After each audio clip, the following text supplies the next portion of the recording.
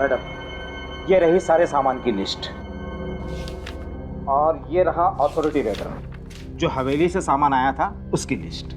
Okay, चलो check करते हैं। ठीक है, एक्सक्यूज मी।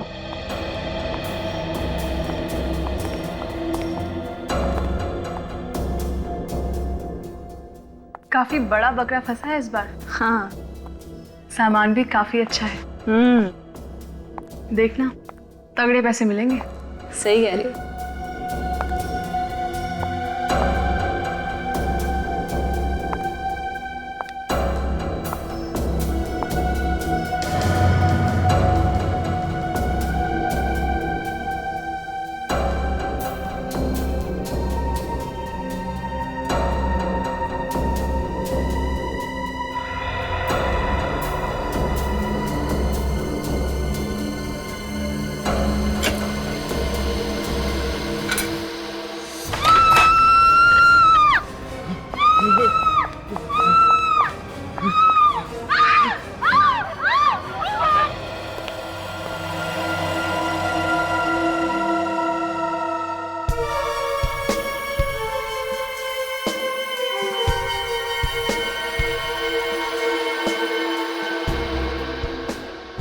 गोली पहले सर के पीछे से मारी गई है, उसके बाद लाश के टुकड़े किए गए हैं। हाँ सर, गोली इसकी नाक को चीर के निकली है,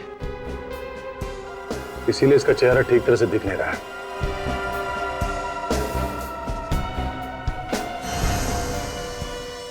ये देखो, इसके हाथ में एक कड़ा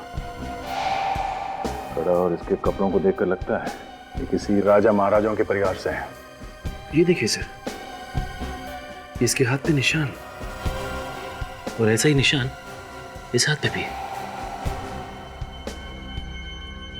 और ये देखिए सर, इसके पैरों पे भी बिल्कुल वैसा ही निशान है, दोनों पैरों पे। इसका मतलब मारने से पहले इसे किसी ने बांध के रखा था।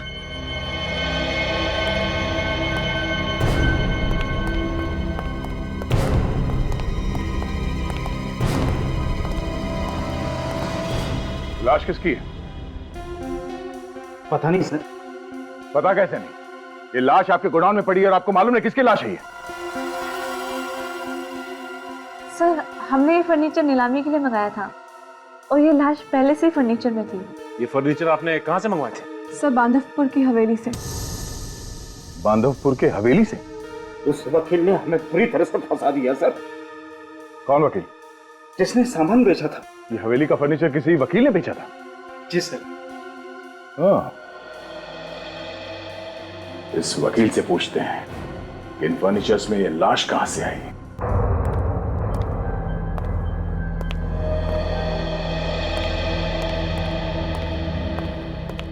मिस्टर मोक्ष। जी हाँ, मैं हूँ एडवोकेट मोक्ष। यहाँ का फर्नीचर आपने बेचा था? हाँ? इस हवेली का फर्नीचर आप ही ने बेचा था? जी जी हाँ। अच्छा तरीका निकाला आपने, खून करके लाश छिपाने का। खून? लाश? हाँ, लाश। जो फर्नीचर यहाँ से बाहर गया है उसमें एक आदमी की लाश मिली है, कटी हुई लाश। कटी हुई लाश? हाँ। किसकी लाश है वो? उसी की लाश है जिसको पहले आपने गोली मारी और फिर उसके लाश के टुकड़े करके यहाँ पे अलमारी और बाकी के फर्नीचर में छुपा के रख दिए। ये आप क्या कह रहे हैं? ये सब झूठ है, मैंने कोई खून नहीं किया। तो फिर लाश आई कहां से फर्नीचर में? अपने आप तो जाके नहीं बैठ गई? मुझे नहीं मालूम। तो फिर किसे मालूम है? हाँ?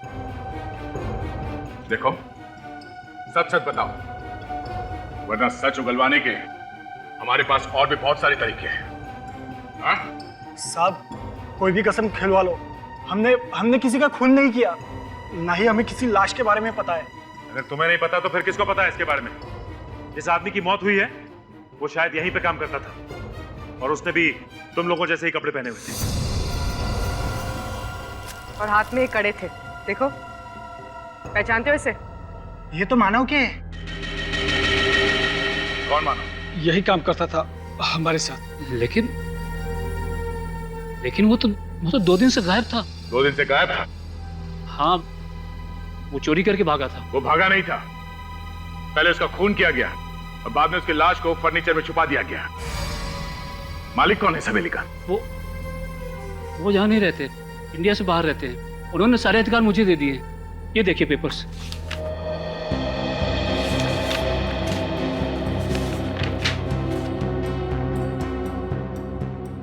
तुमने ये हवेली बेच दी? क्या? एक होटल ग्रुप को हवेली हमने खाली करनी थी, इसलिए काफी सारे फर्नीचर हमने मुंबई भेज दिए नीलामी के लिए। अच्छा, जब ये फर्नीचर यहाँ से भेजा गया था तो तुम लोग के सामने पैकिंग हुई थी? नहीं साहब, ये फर्नीचर जिसे पैक करने के लिए दिया गया था उन्होंने 2-3 दिन यहीं पर रख छोड़ा था, उसके बाद पैक किया। फर्नीचर 7 अक्टूबर को सुबह 6 बजे मुंबई भेज दिए गए। सामान पैक करने वाली कंपनी और ट्रांसपोर्ट कंपनी, इन दोनों के नंबर चाहिए हमें।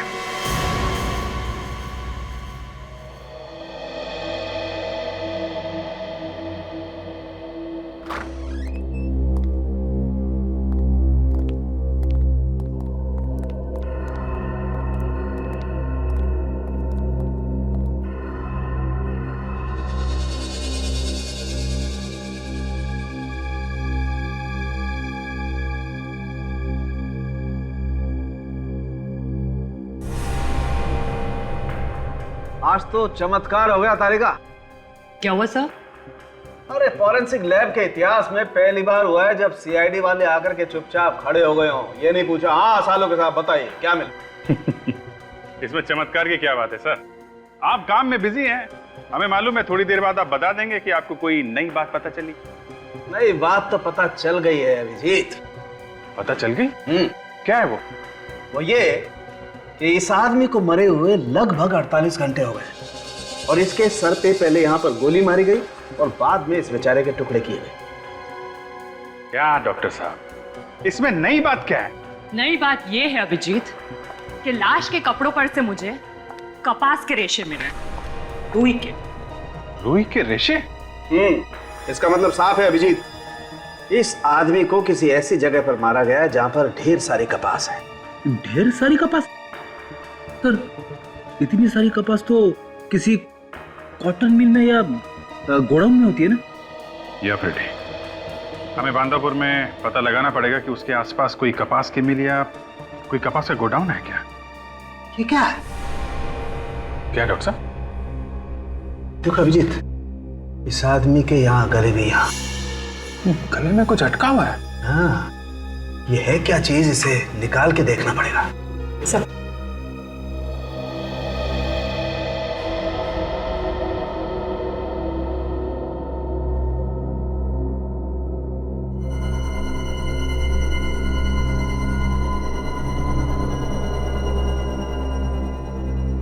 फुर्सत।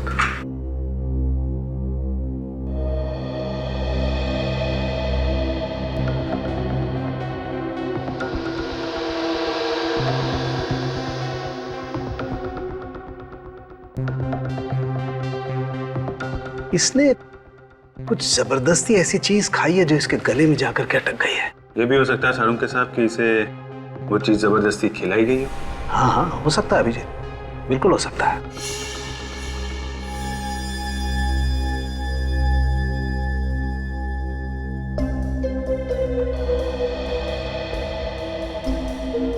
पेपर कहाँ है इस आदमी ने? पेपर तो है काजल, लेकिन ये किसी फोटोग्राफ का पेपर है। फोटोग्राफ? अरे कहा, इसे अच्छी तरह से साफ करो, देखे तो सही आखिर ये है क्या।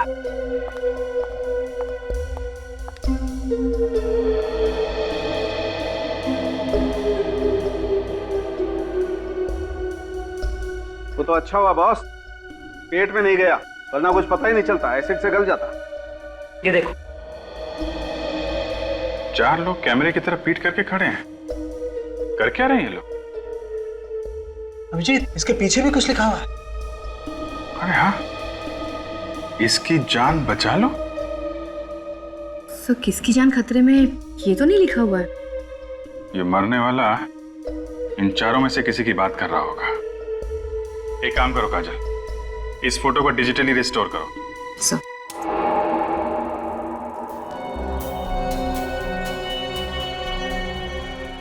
ये देखा फोटो खींचने वाले ने कैसी फोटो खींची है। एक भी आदमी का चेहरा नहीं दिख रहा है। क्या लगता है अभिजीत, हैं? कहां पर खींची होगी ये फोटो?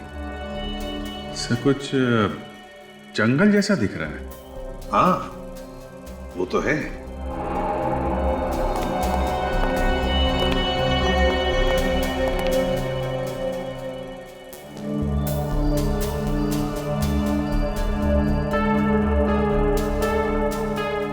ये क्या है?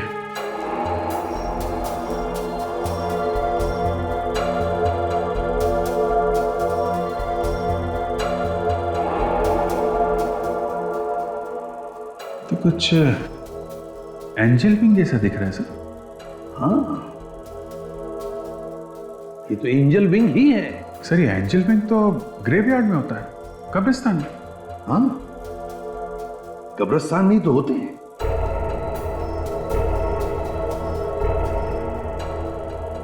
यहाँ पे कुछ ब्लैक स्पॉट जैसा दिख रहा है। काजल जरा जूम करो, इस एरिया को बड़ा करो सर। सर अभिजीत, ये तो कब्रिस्तान ही है। ये देखो, ये टूमस्टोन एनी 1850 से 1901। काफी पुराना कब्रिस्तान है। सर ये लोग वहां पे खड़े होके कर क्या रहे हैं? कोई फ्यूनरल वगैरह तो देख नहीं रहा है। जरा पहला फोटो लगा।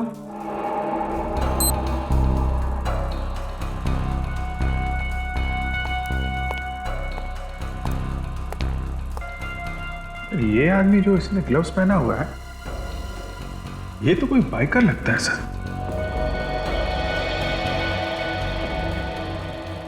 सर इसके जूतों से ये बाइकर ही लग रहा है। और इसके जैकेट पे जो GRB लिखा है, सर कहीं ऐसा तो नहीं कि ये कोई बाइकर्स ग्रुप का नाम है?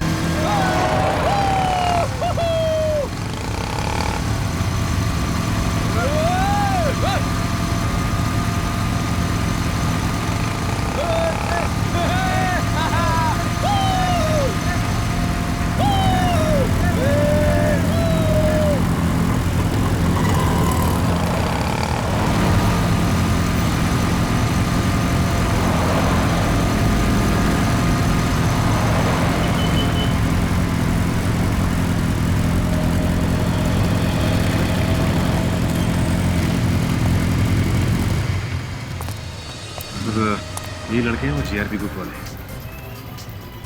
इन सबको यहाँ लेके आओ। अरे कोई बात नहीं यार, भाई ठंडा बोल। एक्सक्यूज मी, आप लोग प्लीज इधर आ जाइए। कौन है आप लोग? आप लोग CID से? CID? प्लीज आइए, सब लोग एक लाइन में खड़े हो जाइए।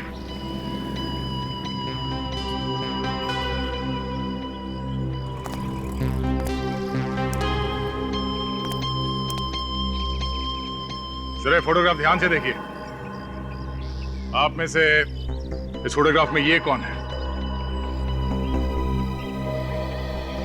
सर हमने कोई खून नहीं किया। देखिए आपने खून नहीं किया है, लेकिन आप में से किसी की जान को खतरा है।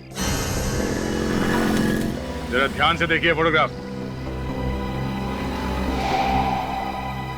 सर पक्का तो नहीं कह सकता, मगर लंबाई और बालों से कुछ कुछ हमें जैसा लग रहा है। कौन है ये हमें? सर वो भी हमारी तरह बाइकर है। कहाँ है ये हमें? सर पता नहीं, पिछले हफ्ते हम लोग बाइक ट्रिपिंग के लिए गए थे, उसके बाद गायब हो गया, दिखा नहीं। गायब? मतलब? सर हमें लगा कि वो शायद घर चला गया होगा। आप लोगों ने पता करने की कोशिश नहीं की कि वो घर पहुंचा कि नहीं पहुंचा? सर ऐसी कोई खास जरूरत नहीं पड़ी हमें। हाँ एक बार मैंने नंबर ट्राई किया था सर, लेकिन लगा नहीं। कौन से रास्ते पे आप लोग ये बाइक की रेसिंग लगाते हो? सर वो रास्ता जो पनवेल से मनोर की तरफ जाता है ना, उसी रास्ते पर कर। और इस रास्ते पे कोई ग्रेवयार्ड है? No sir. नहीं? सर ये पांडवपुर भी पनवेल से मनोर के रास्ते में पड़ता है। हाँ। एक बात तुम सब लोग कान खोल के सुनो, आज के बाद तुम्हारा ये बाइक रेसिंग बंद। ये गैर कानूनी है, समझे? चलो जाओ घर पे। इस समय के बारे में पता करते हैं।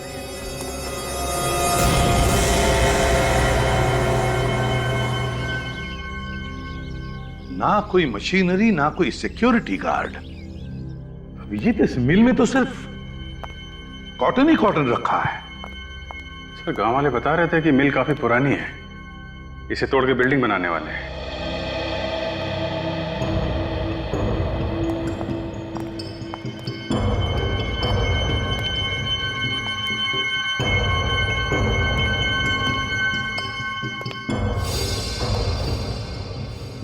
ताला लगा है यहाँ पे, नया ताला है। ऐसी कौन सी कीमती चीज है इसकी वजह से यहाँ पे ताला लगा के रखा है? तोड़ दो, देखते हैं।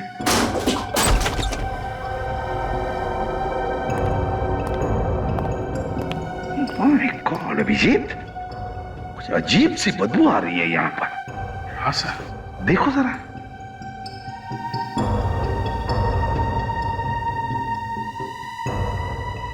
ये क्या है?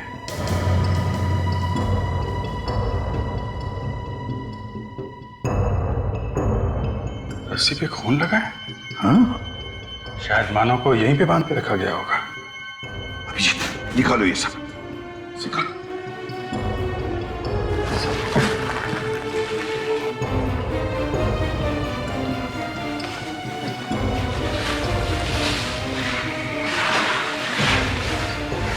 लेकिन एक बात समझ में नहीं आ रही अभिजीत, खुद ने मानव को यहीं पर क्यों मारा? अगर उसे मारकर फर्नीचर में डालना चाहता था तो हवेली में भी मार सकता था। हवेली तो खाली पड़ी, यहां पर क्यों? ये क्या है?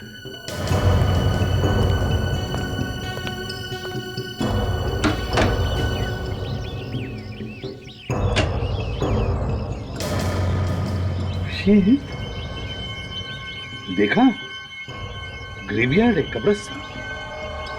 सर कहीं ये वही कब्रिस्तान तो नहीं जो उस फोटो में था? पिछले 3 सालों से ऐसा ही हूं। व्हील चेयर पर एक छोटा सा एक्सीडेंट हो गया था। मैं अमय का डैडी विश्वजीत। अरे आप लोग खड़े क्यों हैं? बैठिए ना। क्या लेंगे, चाय, कॉफी? नहीं ठीक है, कोई बात नहीं। ये अमय कहाँ है? वो एक बाइकिंग ट्रिप पर गया है, 2 दिनों से नहीं आया। बांधवपुर के आसपास अमय को देखा गया था। एक खून हुआ है और अमय का इस खून से कुछ लेना देना है। बांधवपुर? खून? मैं कुछ समझा नहीं। देखिए, मानव नाम के एक आदमी का खून हुआ है। मेरे बेटे ने खून किया है? हमें ये तो नहीं मालूम कि खून आपके बेटे ने किया है या नहीं, लेकिन वहां से एक फोटोग्राफ मिली है लाश के पास से, उसमें आपका बेटा है। ये है वो फोटो, ये अमय है ना? हाँ, ये मेरा बेटा है। पर ये फोटो लाश के पास कैसे? वो तो मालूम नहीं, पर हमें शक है कि अमय की जान को खतरा है। मेरे बेटे की जान को खतरा है? जी हाँ, जो फोटो हमें लाश के पास मिली थी उसके पीछे लिखा है कि इसकी जान बचाओ। प्लीज उसकी जान बचा लीजिए, प्लीज। विश्वजीत जी, हम लोग पूरी कोशिश कर रहे हैं, पर आप ये बताइए कि ये फोटोग्राफ में जो बाकी के लोग हैं, आप इन्हें पहचानते हो? ये सारा है, अमय की गर्लफ्रेंड। कहाँ मिलेगी ये सारा?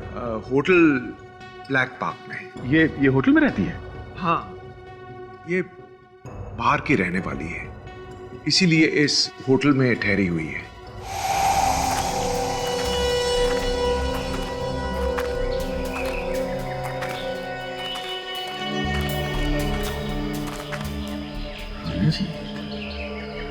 ये एंजल विंग यहीं कहीं होना चाहिए, ढूंढते हैं। फैल जाओ।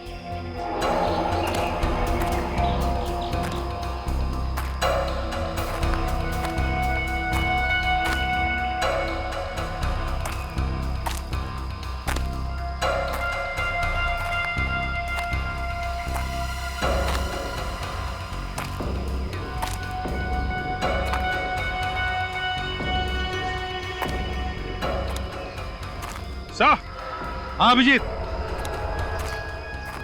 ये देखिए सर, ये एंजल विंग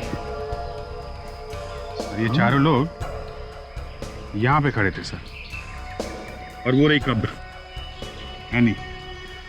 1850 1901।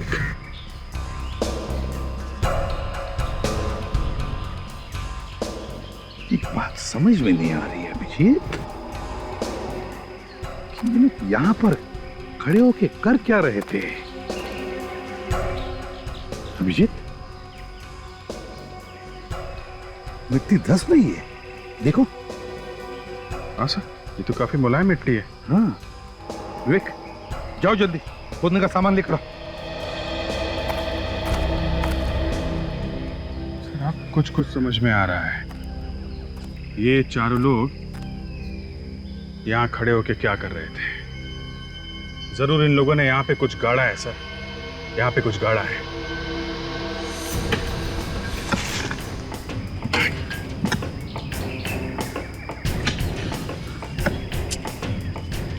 ये मानव की लाश के टुकड़े मिलना, उसकी लाश में से ये फोटोग्राफ मिलना, फिर बांधवपुर, हवेली, और फिर ये कॉटन मिल और अब ये कब्रिस्तान, ये सारी बातें एक दूसरे से जुड़ी हुई है।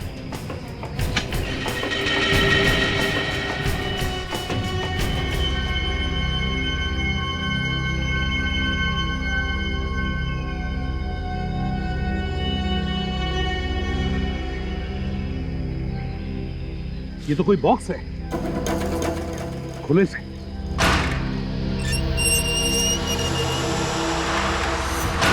माय गॉड,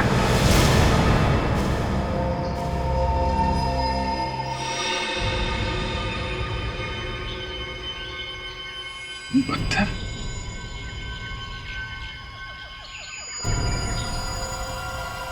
ऑक्सीजन सिलेंडर भी रखा है अंदर।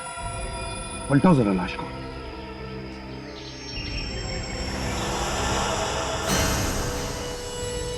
माय गॉड, अभिजीत, इस बेचारे का चेहरा इतना बिगाड़ दिया है इस पत्थर से कि कोई उसे पहचान न सके। ये ऑक्सीजन सिलेंडर और इसकी ड्रेस से ऐसा लगता है जैसे ये किसी हॉस्पिटल में थी। कोई मरीज थी ये सर। तो क्या ऑक्सीजन सिलेंडर के साथ यहां पर लेकर आए वो? पता नहीं मरीज को क्यों मारा इन लोगों ने। कोई तो वजह होगी अभिजीत, कोई तो वजह होगी। विवेक, काम करो, देखो आसपास कोई हॉस्पिटल है क्या, पता लगाओ कोई मरीज गायब है क्या वहां से। 72 घंटे हो गए केस को होटल से गायब हुए, मगर आप लोगों ने अभी तक कोई कंप्लेंट वगैरह नहीं लिखवाई पुलिस स्टेशन में। सर वो काफी दिनों से यहाँ रह रही थी, हमें लगा किसी काम की वजह से वो बाहर गई हो, आ जाएंगी। इससे पहले भी गायब हुई थी वो इतने ही दिनों के लिए? हाँ सर, वो अक्सर जाया करती थी।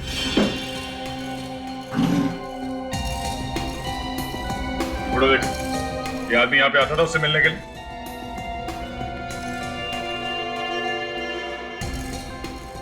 क्या?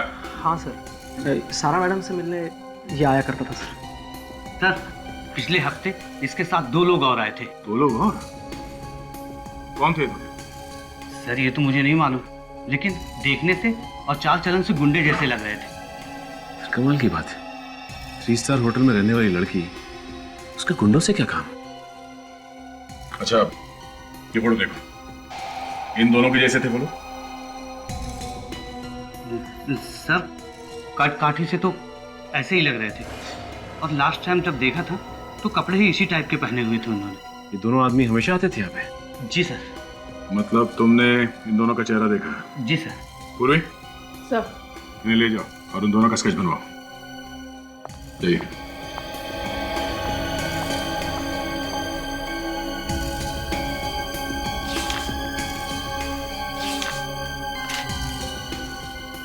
सर ये देखिए, इसमें कुछ लिखा हुआ है। हाँ, कुछ नंबर लगता है। एक मिनट।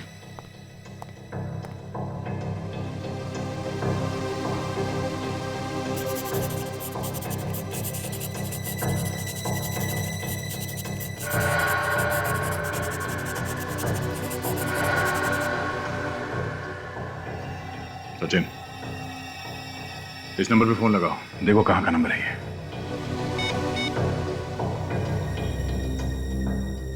घंटी बज रही है। हेलो, जितेंद्र जी है क्या घर पे? अरे मैडम, ऐसा कैसे हो सकता है? जितेंद्र जी ने खुद ही नंबर दिया था हमें ये।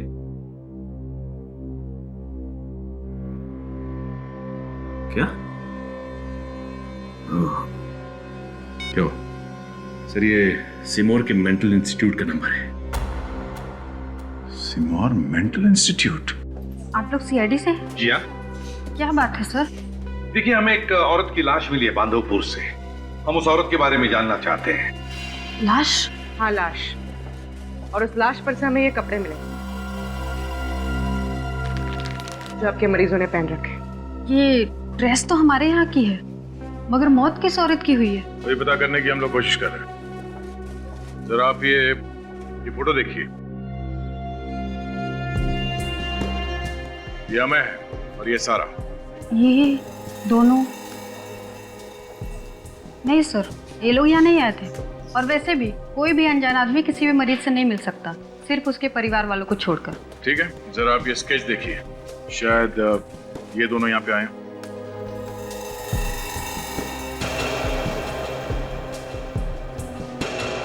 ये? जी हाँ, ये दोनों आए थे यहाँ पर। हाँ सर, ये दोनों आए थे यहाँ पे। कब आए थे? यही कोई 2 दिन पहले सर। 2 दिन पहले? पक्का याद है तुम्हें? हाँ सर, इन्होंने गाड़ी पार्क करने के लिए वॉचमैन से झगड़ा भी किया था। क्या नंबर क्या था गाड़ी का? गाड़ी का नंबर सर सिक्योरिटी के पास एंट्री रजिस्टर में होगा। अच्छा, लेकिन एक और बात सर, इसकी वजह से हमारी मरीज भी भाग गई है। क्या इन्होंने ही भगाया था उस मरीज को? सर पक्का तो नहीं कह सकते, पर हमें ऐसा लगता है। कौन थी ये मरीज? सर 23-24 साल की लड़की थी, अक्षिता नाम था उसका। बहुत बड़े घर की थी। आप लोगों ने ढूंढने की कोशिश नहीं की? हमने उसके परिवार वालों को खबर कर दी थी सर। अच्छा, कौन है उसके परिवार में, कुछ बता सकती हैं आप? ये तो नहीं पता। हाँ, पर उसकी देखरेख उसका फैमिली लॉयर करता है सर। देखरेख फैमिली लॉयर करता था? बड़े घर की लड़की और देखरेख फैमिली लॉयर करता था। अच्छा, ये कहाँ की रहने वाली थी ये लड़की? बांधापुर की रहने वाली थी। बांधवपुर? मतलब सर, ये लड़की उसी रॉयल फैमिली की है जिस हवेली में हम लोग गए थे। हाँ गया। मतलब उसके वकील ने हमसे झूठ बोला है? हाँ सर। क्यों? इस वकील ने हमसे झूठ क्यों बोला? क्या वजह हो सकती है? तो शायद पैसों के लिए। पैसों के लिए उसने अक्षिता को यहाँ से किडनैप करके वहां ले जाके गाड़ दिया जहां पे उसकी मौत हो गई। एक काम कीजिए, हमें अक्षिता के पूरे डिटेल चाहिए, उसके मेडिकल हिस्ट्री के साथ। Okay sir. दया सर, उठाओ इस वकील को। गौर से देखो ये रिपोर्ट और बताओ, तुमने हमसे जो कुछ भी बोला था वो सब झूठ था। हा? तुम तो कह रहे थे कि इस हवेली का मालिक बाहर रहता और सारे अधिकार तुम्हारे पास है। तो फिर ये अक्षिता कौन है? मैं मानता हूँ कि अक्षिता इस हवेली के मालिक की बेटी है। ये बात आपने हमसे छुपाई क्यों? पहले क्यों नहीं बताई? मैं शाही खानदान की बदनामी नहीं कराना चाहता था। वर्षों से मेरी और मेरे परिवार की रोजी रोटी इस हवेली से जुड़ी हुई है। तुम्हें मालूम था ना अक्षिता गायब है, किडनैप हो गई है वो? हाँ? सब कुछ मालूम होने के बाद भी मुंह को ताला लगा के बैठा है। सब कुछ बताना चाहता था कि मैं डर गया था। किस बात का डर? कहीं किडनैपर्स अक्षिता को जान से न मार दें। और उस वक्त तक मैं फिरौती की रकम भी उन्हें सौंप चुका था। फिरौती की रकम देने के बावजूद उन्होंने अक्षिता को छोड़ा नहीं और उसे उसी की रियासत में मारकर जमीन में गाड़ दी। लेकिन लगता है ये किडनैपर अक्षिता की जान पहचान का ही कोई होगा। उसे लगा होगा कि छूटने के बाद अक्षिता पुलिस को बता देगी, इसलिए उसने अक्षिता को मार दिया। तुमको कैसे पता चला कि अक्षिता किडनैप हो गई है? मेरे पास किडनैपर्स का प्राइवेट नंबर से फोन आया था। उन्होंने कहा कि अक्षिता उनके कब्जे में है, 5 करोड़ रुपए पहुंचा दो, नहीं तो वो लोग अक्षिता को जान से मार देंगे। ये पैसे तुमने पहुंचाए कहाँ पे? चेनूर वाले के सिग्नल पे। उन लोगों ने पैसे वहीं छोड़ के जाने को कहा था। अक्षिता की मौत से किसे फायदा होने वाला था? अक्षिता की मौत के बाद सारी प्रॉपर्टी ट्रस्ट को जाने वाली थी। उसके परिवार में से भी किसी को कोई फायदा नहीं होने वाला था। और अक्षिता के परिवार वालों में से कौन है यहाँ पे?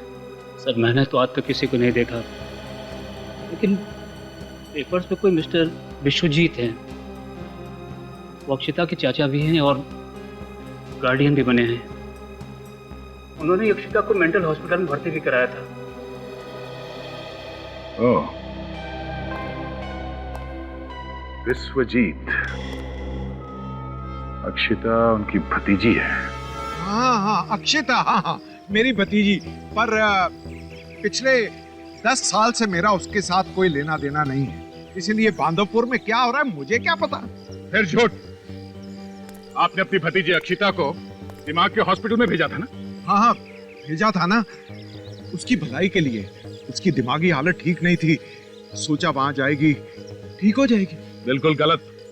आपने सोचा कि उसे दिमाग के हॉस्पिटल में भेज के उसके बाद उसका किडनैप करके उसे मार देंगे और उसके बाद उसकी सारी जायदाद आपके बेटे अमय के नाम हो जाएगी। नहीं सर, ये सब झूठ है। ये बिल्कुल सच है। जैसे ही आपको पता चला कि अक्षिता के मरने के बाद सारी की सारी जायदाद ट्रस्ट को चली जाएगी, तो आपने उसे किडनैप किया और उससे फिरौती की रकम मांगी। मगर आपके बेटे ने फिरौती की रकम मिलने के बाद भी अपनी गर्लफ्रेंड सारा और उसके 2 साथियों के साथ मिलकर अपनी ही चचेरी बहन अक्षिता का खून कर दिया। नहीं सर, ये नहीं हो सकता। मेरा बेटा किसी का खून नहीं कर सकता, वो तो खुद ही परेशान था। हा? परेशान था? क्यों? किस बात को लेकर परेशान था? नहीं, 3 दिन पहले उसने फोन करके कहा था कि कुछ परेशानी है, ठीक हो जाएगी तो घर आ जाऊंगा। किस नंबर से फोन किया था उसने? नंबर? वो कोई नया नंबर था।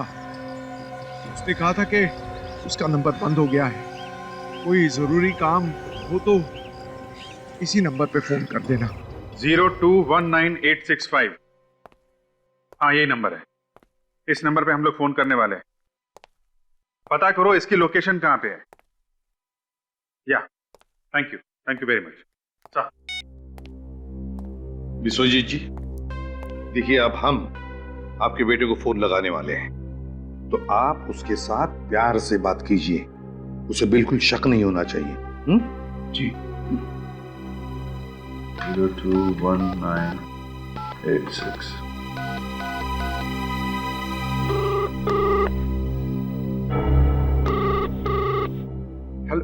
हेलो अमय, हेलो अमय, कैसे हो बेटा?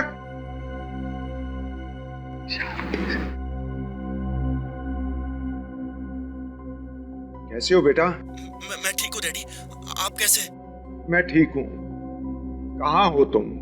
24 घंटे हो गए हैं, कोई फोन नहीं। मैं पनवेल वाले बंगले में हूँ। आप बिल्कुल चिंता मत कीजिए। बेटा, सारा कहाँ है?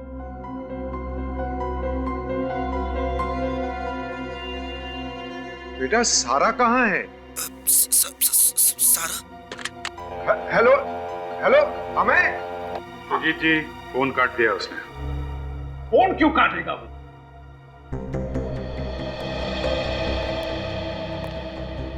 अभिजीत, उसकी आवाज से तो लग रहा था कि वो परेशान है। झूठ बोल रहा है सर। अपराध करने के बाद कोई अपने घर में छुप के क्यों बैठेगा? वो तो है। हेलो, हाँ, लोकेशन पता चल गई? Okay, thank you very much. Sir, phone Mangloi area में है। ये बोल रहा है पनवेल में है। मांगलोई में? Yes sir. लेकिन अभिजीत, मांगलोई तो जंगल का इलाका है, वहां पर तो नेटवर्क बहुत ही कम होता है, आते जाते रहता है, कभी कभी तो नेटवर्क होता ही नहीं है। तो फिर ये सर, जो नंबर अमय ने विश्वजीत जी को दिया था, उस नंबर से 2 और लोगों को फोन किया गया है सर। तो तुमने पता लगाया वो 2 लोग कौन है? यस सर, शेखू और जग्गी। शेखू और जग्गी? यस सर, और जिस कार से अक्षिता को किडनैप किया गया था हॉस्पिटल में से, वो कार जग्गी के नाम पे रजिस्टर्ड है। गाड़ी जग्गी के नाम पे रजिस्टर्ड है। शेखू और जग्गी। विश्वजीत जी, देखिए, अब हम आपको और एक नंबर लगा कर देंगे। शेखू और जग्गी।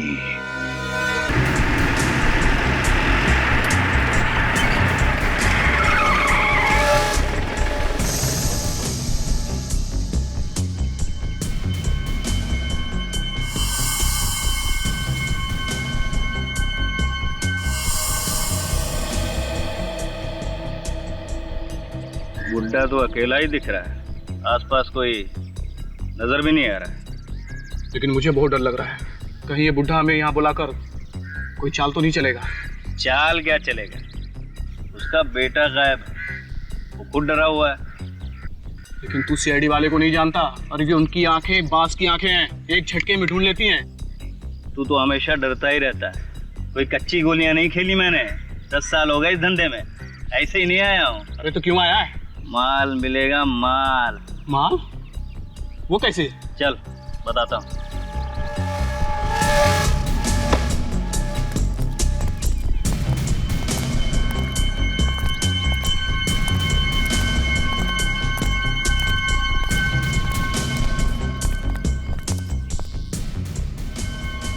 अच्छा हुआ जो तुमने खुद ही हमें यहाँ बुला लिया, हम तो यही चाह रहे थे कि तुम कब मिलो। क्या मतलब? मतलब ये कि तुम्हारे बेटे ने अक्षिता का किडनैप करवाया, और उस हवेली के नौकर का खून भी उसी ने करवाया। किडनैपिंग का तो पैसा मिल गया, मर्डर का बाकी जो तू देगा। अरे ये तो कुछ बोल ही नहीं रहा है। बोलेगा, जब रकम सुनेगा तो बोलेगा। कितना? देखा, बोला ना, किडनैपिंग का 10 लाख, तो मर्डर का 5 गुना हुआ ना। अब आगे तू बोल। 1 करोड़। 1 करोड़? हाँ, 1 करोड़। सीआईडी?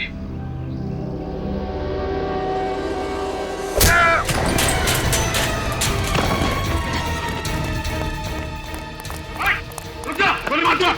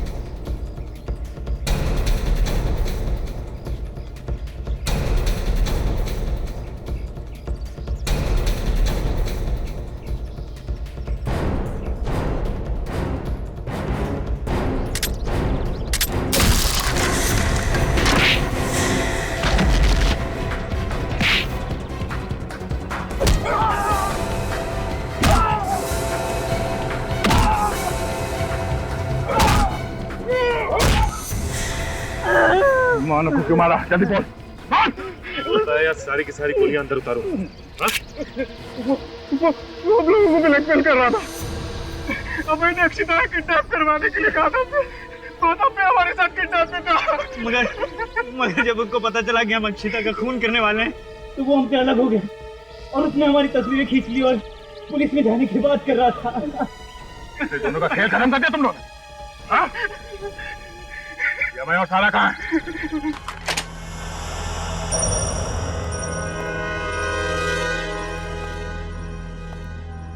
हो सकता है हमें और सारा अकेले ना हो, मुंडे भी साथ में हो सकता है सचिन। चारों तरफ नजर रखो और एक दूसरे को कवर देते रहो।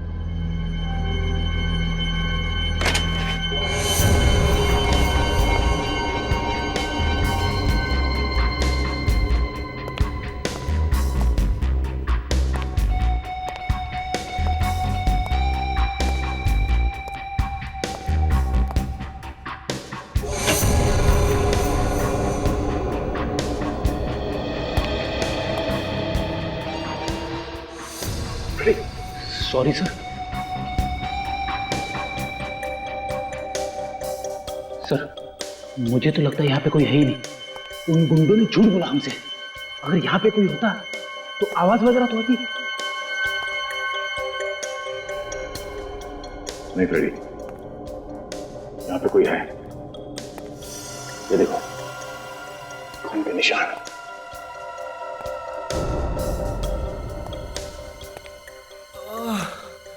एक मिनट, किसी के कराने की आवाज है।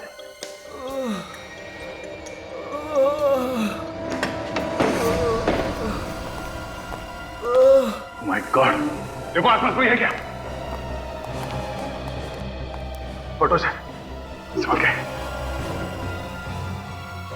माय गॉड, ये तो हमें किसने किया ये? हाँ, किसने मारा तुम्हें? हमें बोलो। और सारा कहाँ है? हमें बोलो, सारा कहाँ है? हाँ बोलो।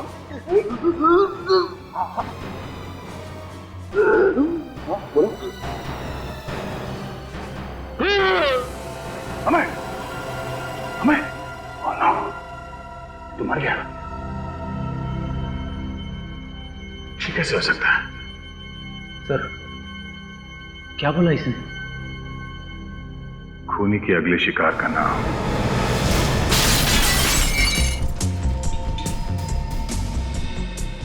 अक्षता, तुम जिंदा?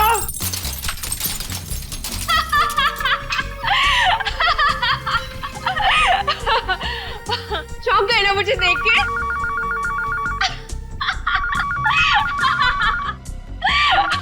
Hello CID, CID.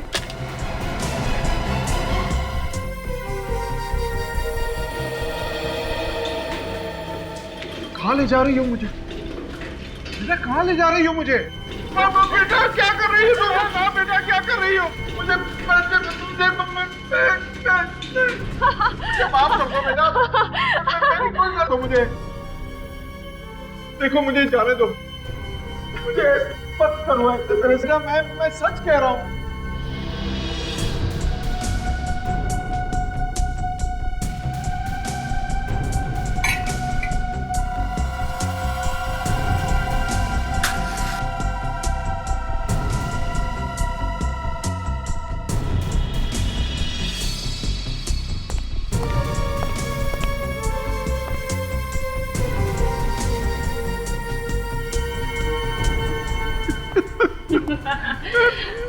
ना बेटा,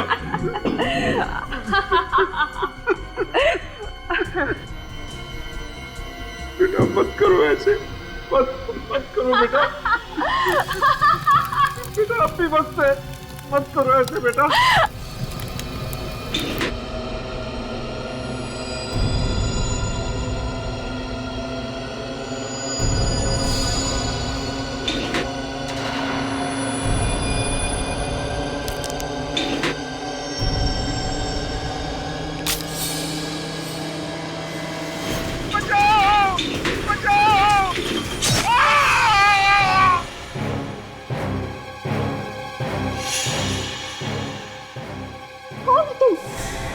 मेरे खेल में क्यों टांग अड़ाई? हाँ?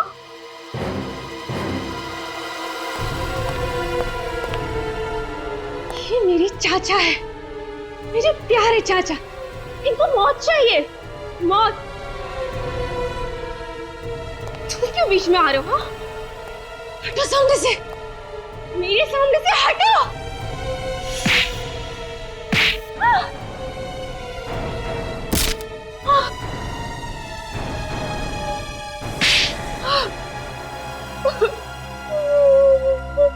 बोलो, क्यों कर रही हो तुम ये सब? हाँ? क्यों मारना चाहती हो अपने चाचा को? क्योंकि ये लोग मुझे मार डालना चाहते थे।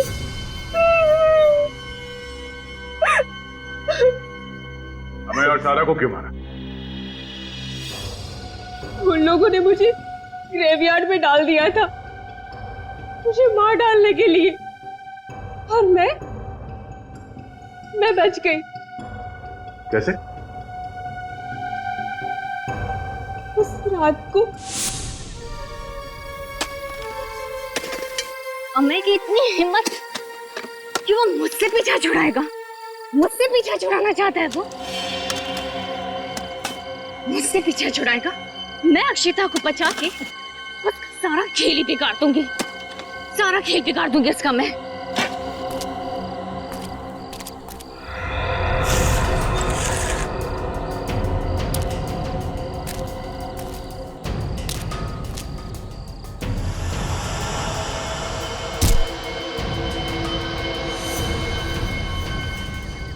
पागल औरत मरने के लिए आ गई मेरे पास। मुझे जमीन में गाड़ने की सजा मिलेगी तुझे।